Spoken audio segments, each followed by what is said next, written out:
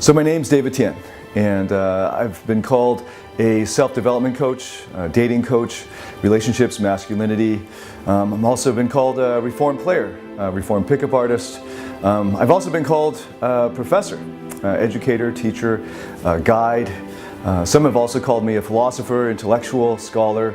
I used to be a university professor, and nowadays I think of what I do as therapeutic coaching, but I try not to put a label on it. So I've been doing this for over 12 years now, helping hundreds of thousands of students in over 87 countries around the world. And during this time, I've had the honor of spearheading a movement of intelligent men and women who think differently, who understand the indispensable centrality of their own psychology to their success in their life goals, and especially in their relationships, who understand that they are worthy just in who they are to be loved, that they are enough for love, that they are worthy of love.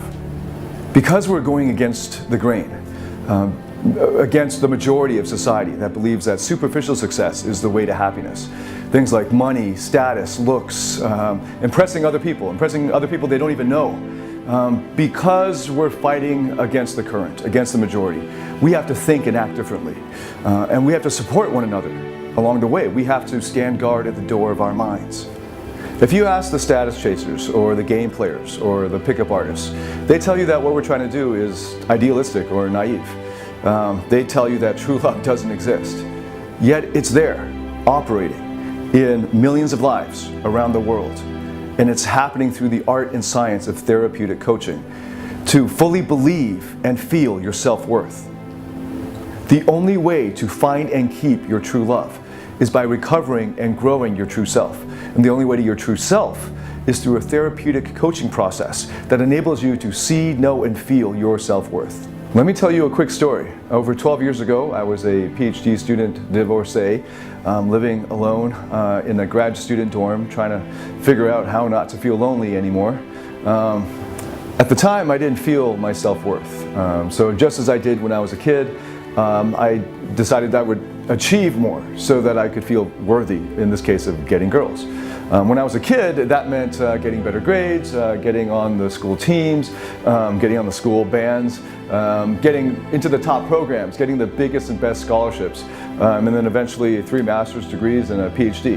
And in this case, it meant figuring out how to get girls. I devoted the better part of 7 years to perfecting the art and science of pickup. I learned how to spit game really well. I worked out a lot. I focused on my fashion, body language, eye contact, tonality, humor.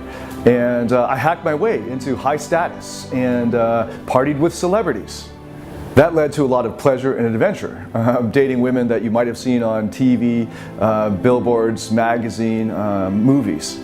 It became such a big part of my life. After all, my self-worth and identity were wrapped up in how women responded to me.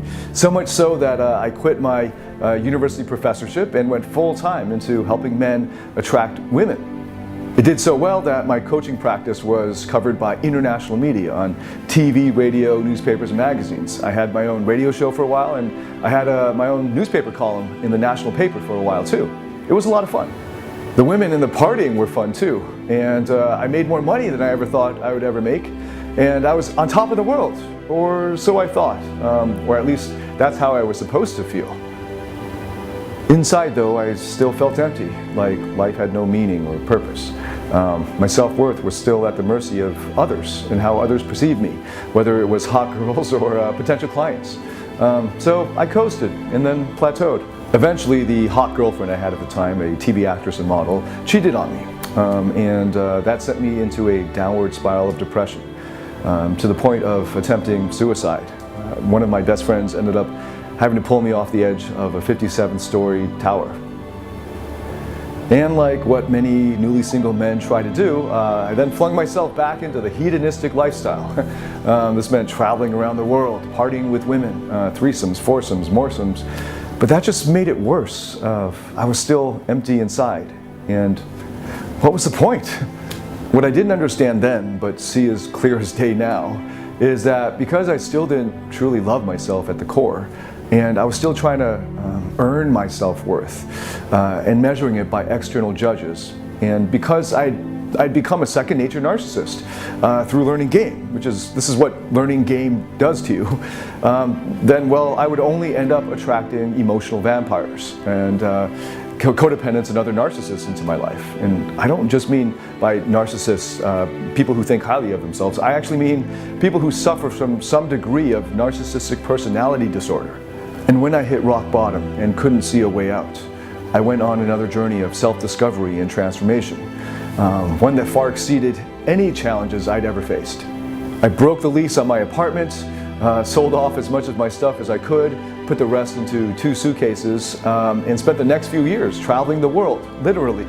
I meditated with monks on remote mountains. I learned scuba diving and skydiving. I sought out and studied with some of the world's top clinical psychologists, therapists, counselors, and I experienced breakthrough after breakthrough after breakthrough.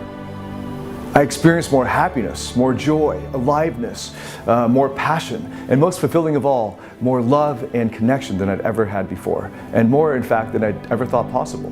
Along the way, I also enjoyed the greatest success in my health and fitness goals, my wealth goals, and in all of my relationships. And this is just the beginning.